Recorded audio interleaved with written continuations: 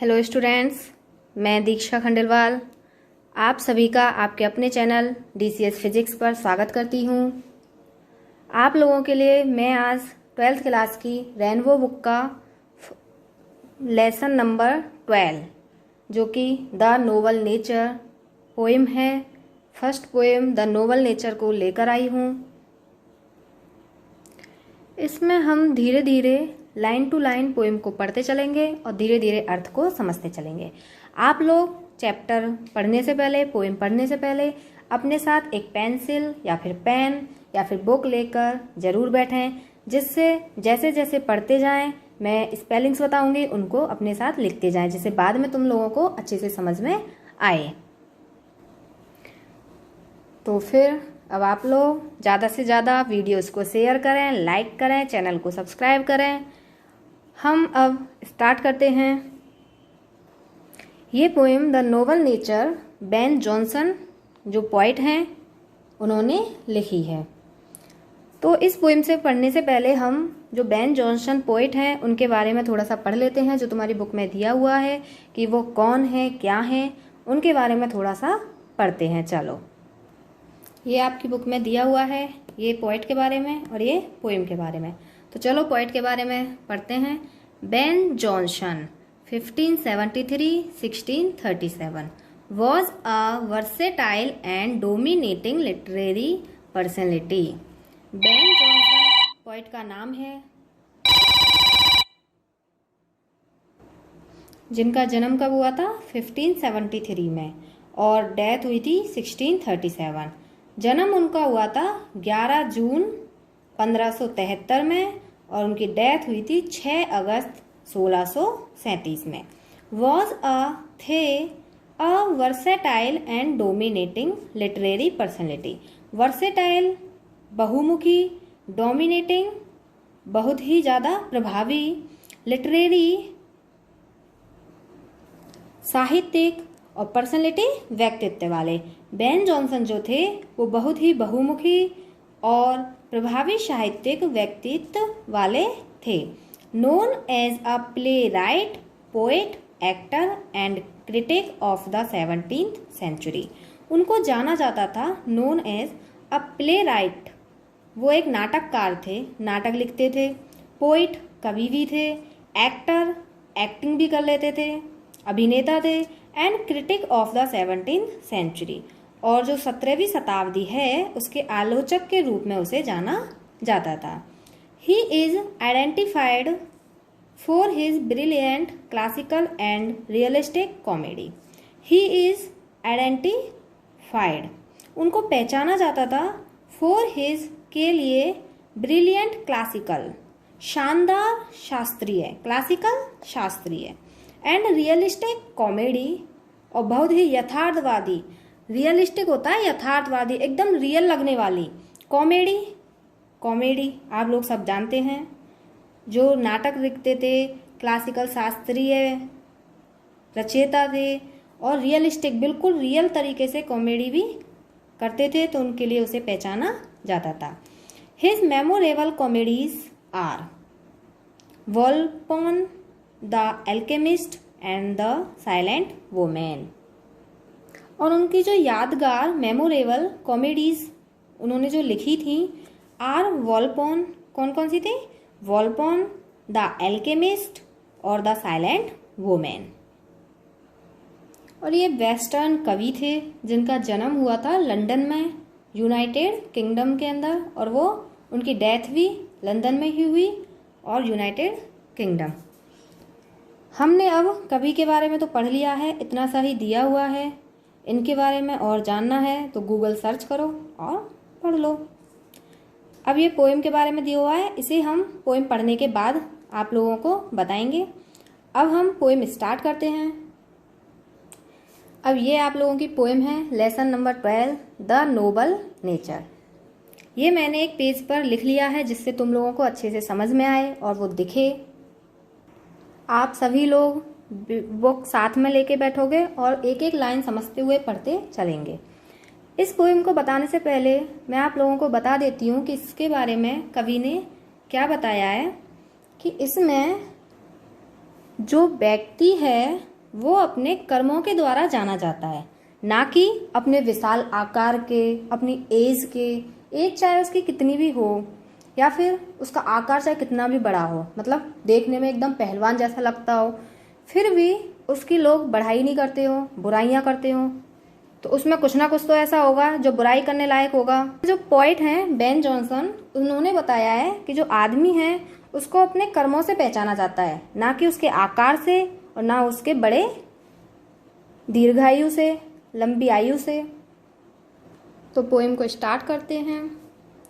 The Nobel nature, it is not growing like a tree, in bulk doth make man better be, or standing long and oak 300 year to fall a log at last dry, bald and sere, a lily of a day।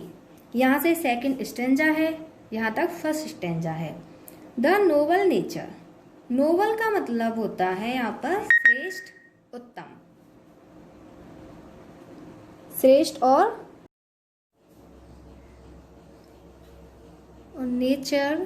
Nature होता है प्रकृति, स्वभाव,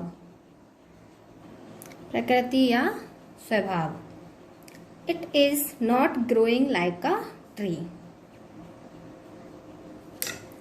growing का मतलब वृद्धि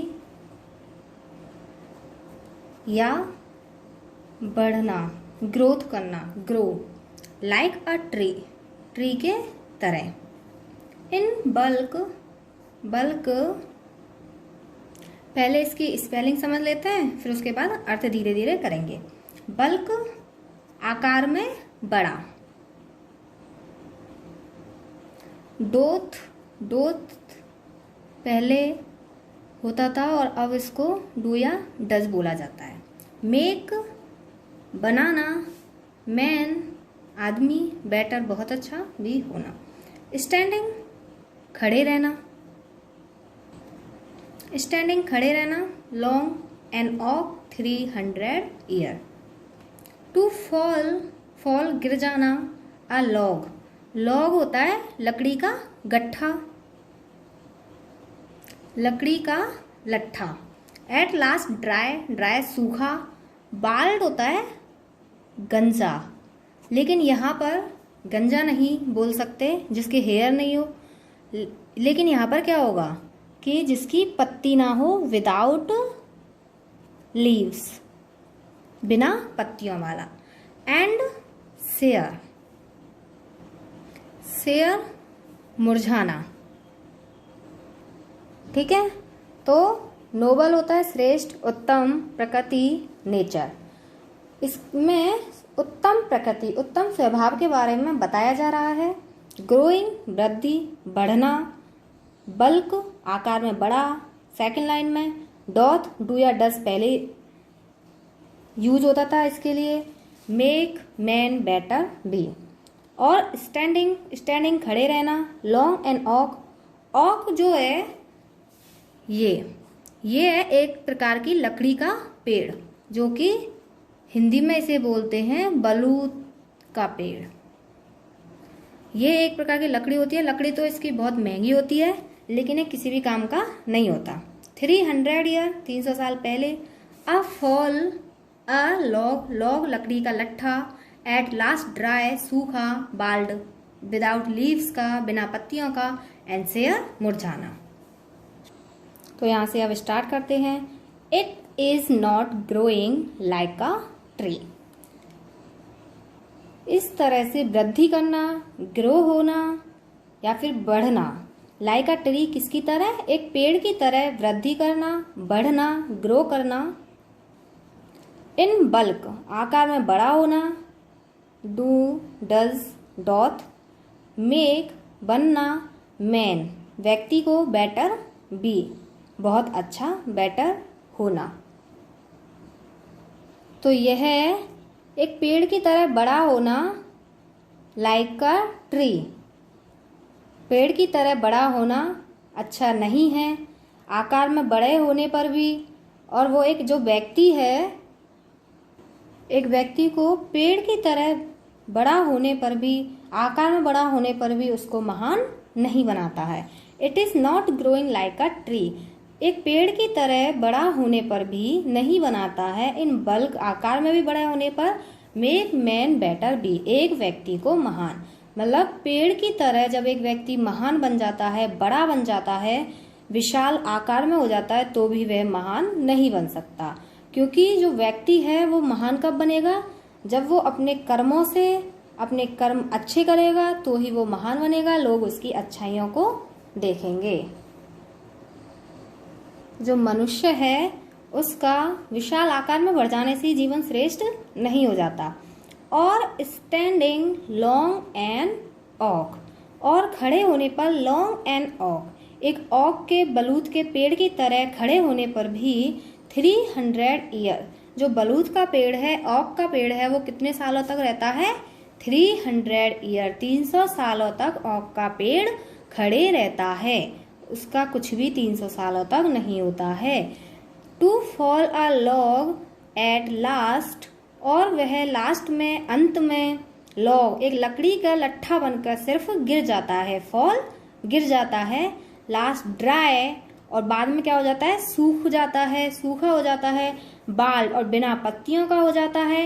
and share, मुरझा जाता है। मतलब, और स्टैंडिंग लॉन्ग एंड ऑक 300 ईयर, एक पेड़ की तरह, ऑक के पेड़ की तरह, बलूत के पेड़ की तरह भी 300 सालों तक जीवित रहने पर, बने रहने पर भी एक जो व्यक्ति है खड़े रहता है तो भी उसका कुछ भी महानता सिद्ध नहीं होती है। To fall a log at last dry bald and sere, तो वो लास्ट में एक लकड़ी का लट्ठा बन के, एक सूखा बन के, बिना पत्तियों का और मुरझा के जाके गिर जाता है। ऐसे ही जो एक व्यक्ति है वो चाहे कितने भी सालों तक जीवित रहे, कितनों भी सालों तक बना रहे, फिर भी यदि वो अच्छे काम नहीं करेगा तो लोग उसकी बुराइयां ही करेंगे, अच्छाइयों का गुणगान नहीं करेंगे, और वो बाद में एकदम बूढ़ा होके मुरझा की तरह मुरझा जाएगा, उसके दोनों तरफ झाइयाँ आ जाएंगे, झुर्रियाँ बन जाएंगी, और वो अंत में जाके मर जाएगा, लेकिन फिर भी उसका कोई गुणगान अच्छाइयों के बारे में नहीं बताएगा। तो यहाँ पर पोइट बोल रहे हैं कि जो व्यक्ति चाहे छोटा है, उसकी एज छोटी है, फिर भी वह इतने महान महान कार्य कर देता है कि लोग उसकी अच्छाइयों को याद रखते हैं, उसके बारे में बातें करते हैं। लेकिन चाहे कोई आदमी है 150 साल तक जीवित रहता है, 100 साल तक जीवित रहता है, लेकिन वो कुछ अच्छे काम नहीं कर रहा, सारे काम गलत कर रहा है, सब कुछ चिल्ला रहा है, बुराइयां कर रहा है, तो उसके बारे में कोई याद नहीं रखेगा। जब वो मरेगा तो सब लोग बोलेंगे अच्छा रहा, मर गया। तो महान बनने के लिए सिर्फ विशाल आकृति और 300 सालों तक या फिर बहुत सालों तक जीवित रहना ही अच्छा नहीं होता है। महान बनने के लिए चाहे छोटी एज हो, छोटी एज में इंसान जा रहा है, मर रहा है, लेकिन वो अच्छे अच्छे काम करके जा रहा है तो लोग उसको महान समझेंगे, उसके बारे में बातें करेंगे, अच्छाइयाँ बोलेंगे। अब सेकंड स्टेंजा है a lily of a day. Lily एक तरह का फ्लावर है, फूल है, जो कि वेस्टर्न में ज़्यादा होता है, यहाँ पर तो थोड़ा कम ही दिखाई देता है, वैसे एशिया के इलाकों में काफ़ी दिखाई भी दे जाता है। Of a day is Ferrer, Ferrer है काफ़ी अच्छा, मतलब फेयर होता है सुंदर, लेकिन फेरर बहुत ज़्यादा सुंदर, बहुत ज़्यादा अच्छा। फार इन मे ऑल्दो यद्यपि, it fall and die that night. It was the plant and flower of light in small proportions अनुपात. We just beauties see and in short measures मापना, life may perfect be. तो पोइट जो हैं Ben Jonson, वो मनुष्य को lily से तुलना कर रहे हैं। पहले किससे की थी? ओक के पेड़ से, कि जो ओक का पेड़ है वो चाहे कितने भी सालों तक रहता है, लेकिन जो उसकी लकड़ी है ना तो कोई फूल देता है, ना फल देता है, ना छाया देता है, तो ये किस काम का है? बेकार, हम सब के लिए बेकार है, कि वो कुछ काम नहीं आता तो वो बेकार रहा। ऐसे जो इंसान है, मनुष्य है, वो यदि कुछ अच्छे काम नहीं कर रहा है तो वो बेकार ही है, उसका जीवन महान नहीं है। तो अब इस वाले स्टेंजा में जो पोएट हैं उन्होंने बोला है, उनको लिली के से तुलना की है। तो अ लिली ऑफ अ डे, जो लिली का फ्लावर है, फूल है, ये होता है, इसको कुमुदनी का फूल बोलते हैं। ऑफ अ डे, जो लिली का फूल है, कुमुदनी का फूल है, वो सिर्फ एक दिन तक रहता है। इज फेरर फार इन मे, और जो मई का महीना है, मई के महीने में ये बहुत ही सुंदर उगता है, आता है, बहुत ही सुंदर दिखाई देता है। ये मई में बहुत अच्छे से उगता है और ये बहुत बहुत सुंदर दिखता है। ऑल्दो, यद्यपि, it fall and die that night, लेकिन जो ये फूल है लिली का, वो उसी रात को, उसी दिन को गिर जाता है और खत्म हो जाता है। डाई मरना, लेकिन यहाँ पर उसका एंड हो जाता है, खत्म हो जाता है। ये एक ऐसा फूल है जो कि एक ही दिन जीवित रहता है, एक ही दिन में यह इसका अंत हो जाता है और ये गिर जाता है और शाम को मुरझा जाता है। It was the plant and flower of light, जो ये प्लांट है, पौधा है, और जो ये फ्लावर है, फूल है, उसे किसका कहा जाता है? लाइट, प्रकाश का फ्लावर कहा जाता है। It was the plant and flower of light, इसलिए इसे, क्योंकि ये बहुत सुंदर दिखाई देता है, एक ही दिन में खत्म हो जाता है, सूर्य की रोशनी खत्म होते ही शाम को ये मुरझा जाता है। It was the plant and flower of light, इसलिए इस जो पौधा है, फ्लावर है, फूल है, उसको प्रकाश का फूल कहा जाता है। इन स्मॉल प्रोपोर्शंस, अनुपात, प्रोपोर्शंस अनुपात, स्मॉल छोटे, और ये छोटे से जीवन में, छोटे से अनुपात में जो तुलना करें हम मनुष्य के जीवन से और लिली के जीवन से, तो ये जो लिली का जीवन है वो स्मॉल प्रोपोर्शंस, बहुत ही छोटे से जीवन का है। वी जस्ट ब्यूटी सी, लेकिन हम इसमें क्या देखते हैं? बहुत ही ब्यूटीज, बहुत ही ज्यादा सुंदरता देखते हैं। इन स्मॉल प्रॉपर्टीज, इसके छोटे से जीवन में ही, वी जस्ट ब्यूटी सी, हम बहुत ही सुंदरता देख लेते हैं। And in short measures life may perfect be, और इस छोटे से जीवन काल में, इस छोटी से माप में, लाइफ में परफेक्ट बी, बिना किसी दोष के जो जीवन है वो बहुत ही परफेक्ट दिखाई देता है। जो इस छोटे से जीवन में, छोटी सी जीवन में, लाइफ में परफेक्ट बी, जो जीवन है वो बहुत ही परफेक्ट होती है या फिर बहुत ही बेहतरीन जीवन होता है। इसमें क्या है कि जो लिली का फूल है, इसका जीवन तो छोटा सा है, एक ही दिन का, लेकिन ये सुंदर बहुत ज्यादा दिखाई देता है और इसको प्रकाश का लाइट भी कहा जाता है। इसी प्रकार, और ये बहुत ज्यादा सुंदर दिखाई देता है, और इसके जो छोटा सा जीवन है उसी में इसकी जो लाइफ है वो एकदम परफेक्ट, एकदम महान, एकदम बेहतरीन होता है। तो ऐसे ही जो मनुष्य है, तो जो पोइट हैं बेन जॉनसन, उन्होंने जो मनुष्य के जीवन को दो बेहतरीन तरीकों से बताया है। क्या क्या? कि ओक की तरह, जिसका जीवन तो 300 वर्षों तक होता है, लेकिन जब वो लास्ट में मरता है, लास्ट में गिरता है, तो उसका कोई भी प्रकार उपयोग नहीं होता है। लेकिन ऐसे ही जो मनुष्य कोई कार्य ना करे और बहुत लंबे जीवन तक जिए और परिवार के लिए, जीवन के लिए, अपने के लिए या फिर समाज के लिए कोई काम नहीं करें, तो उसका जो जीवन है उसको मूल्यवान नहीं कह सकते, वो महान नहीं बन सकता। लेकिन जो लिली के तरह, एक लिली के पेड़ की तरह, एक ही दिन में वो बहुत ज़्यादा सुंदरता दिखाई देता है। जो बेन जॉनसन है, उन्होंने फिर मनुष्य के जीवन को लिली से तुलना की है कि जो लिली का जीवन है वो एक ही दिन का रहता है, ऐसे जो मनुष्य है उसका चाहे छोटा जीवन रहे, चाहे वो छोटी सी एज में मर जाए, लेकिन वो काम बहुत अच्छे करे अपने समाज के लिए, अपने लिए, अपने परिवार के लिए, तो सब लोग उसे बहुत याद रखेंगे और उसके बेहतरीन कार्यों को हमेशा गाते रहेंगे। हमेशा उनके लिए सबसे अच्छी बातें ही मुंह से निकलेंगी सबके से। तो इसका मतलब है कि जो मनुष्य है वो अपने जीवन में बहुत अच्छे काम करे, चाहे वो छोटी सी एज में ही मर जाए, लेकिन उसको सभी लोग याद रखते हैं। यानी जो लोग हैं उनको निस्वार्थ कार्यों के लिए, जो मानवता के लिए उन्होंने कार्य किए हैं, उनके लिए ही उन्हें याद किया जाता है, ना कि उनके विशाल आकार या फिर कितनी आयु तक जीवित रहें उसे देखते हुए। तो इन लाइनों को हमने एक एक लाइन करके तुम्हारे लिए अध्ययन करवाया है। एक बार फिर इसका आप लोग वापस से वीडियो देख के एक बार अर्थ समझ लेना, और तुम लोगों को आई होप समझ में बहुत अच्छे से आया होगा, बहुत अच्छे से तुम लोगों को समझ में आया होगा। इस पोएम को पढ़ो, बेन जॉनसन द्वारा लिखी गई, ये बहुत ही ज़्यादा अच्छा संकेत देती है कि जो व्यक्ति है उसकी तरह किसकी तरह बनना चाहिए कि कम एज में ही बहुत अच्छे अच्छे काम करने चाहिए जिससे लोग हमें याद रखें। तो अब आगे इसमें जो ये अबाउट द पोएम दे रखा था, इसमें भी यही सब बताया गया है, तो हम इसको पढ़ लेते हैं और समझ लेते हैं। तुम लोगों को वीडियो अच्छी लगे तो ज़रूर ज़रूर लाइक करें, चैनल को सब्सक्राइब करें और बहुत बहुत शेयर करें। The Nobel nature is a short lyric, जो ये नोबल नेचर पोएम है वो शॉर्ट लिरिक, बहुत ही छोटी कविता है, छोटा गीत है। कंपोज्ड बाय बेन जॉनसन, जो किसके द्वारा कंपोज किया गया है, जो किसके द्वारा बनाया गया है, बेन जॉनसन द्वारा।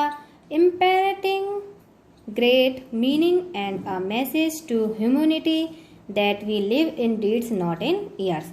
इम्पैरेटिंग होता है अनिवार्य, ग्रेट मीनिंग यह अनिवार्य रूप से ग्रेट मीनिंग देती है, ग्रेट अर्थ देती है, एंड अ मैसेज और एक मैसेज प्रदान करता है, टू ह्यूमैनिटी मानवता के लिए, that we live in deeds not in years कि हम कर्मों में रहते हैं ना कि वर्षों में। मतलब कि हम लोगों को अपने कर्मों पर ध्यान देना चाहिए, ना कि अपने जीवन को वर्षों में ही गिनते गिनते वेस्ट कर देना चाहिए। The poet virtuous deeds by drawing two symbols from nature, an oak and a lily. The poet contrasts a meaningless and unimpressive long life with a short life full of heroic and virtuous deeds by drawing two symbols from nature, an oak and a lily. The poet कवि contrast इसके विपरीत, a meaningless अर्थहीन and unimpressive अप्रभावी, जो कि ज़्यादा लंबा जीवन नहीं हो, अमिट लंबे जीवन, with a short life full of heroic कारनामे उनके, एंड वर्चुअस धार्मिक, डीड्स कार्य कर्म, by drawing two symbols from nature and oak and a lily. जो पोएट हैं, कवि हैं, वो प्रकृति से एक और तो जो ऑक और लिली के दो प्रतीकों को खींचकर उनके पुण्य, उनके कर्मों को एक छोटे से ही जीवन के अर्थ के साथ बता रहे हैं। Jonson widely disseminates that the worth of human life is measured not in years but on the basis of achievements and noble acts that leave imprints on the last eternity of time.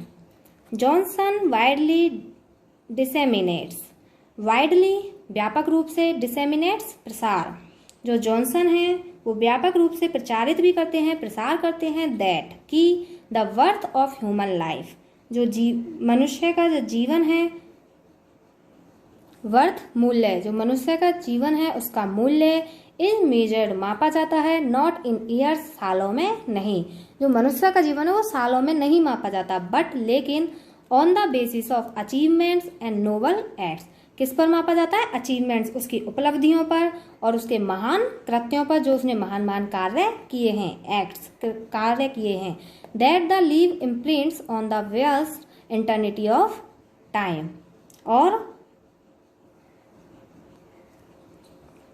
Imprints स्पष्ट झलक दिखना, on the वस्ट व्यापक, eternity अनंत काल तक, जो कि समय की विशाल अनंतता पर छाप छोड़ते हैं।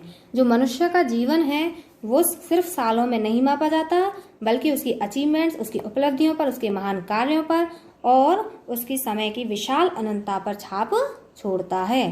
तो यहाँ पर जो बेन जॉनसन है उन्होंने बहुत ही अच्छी बात कही है कि जो मनुष्य का जीवन वो सिर्फ सालों में नहीं मापा जाता कि सिर्फ इतने साल का है उसने कुछ नहीं किया, तो ऐसा नहीं है। उसके जो अचीवमेंट्स है कि उसने ये उपलब्धियां प्राप्त कर ली, आज तुम्हारी गवर्नमेंट जॉब लग जाए तो लोग ये नहीं बोलेंगे कि तुमने क्या किया आज तक, ये बोलेंगे सिर्फ तुमने गवर्नमेंट जॉब लगाई है तो उसके अचीवमेंट्स, उपलब्धियां, उसके महान कार्य उनको देखा जाता है और उसके समय तक, अनंत काल तक चलता है।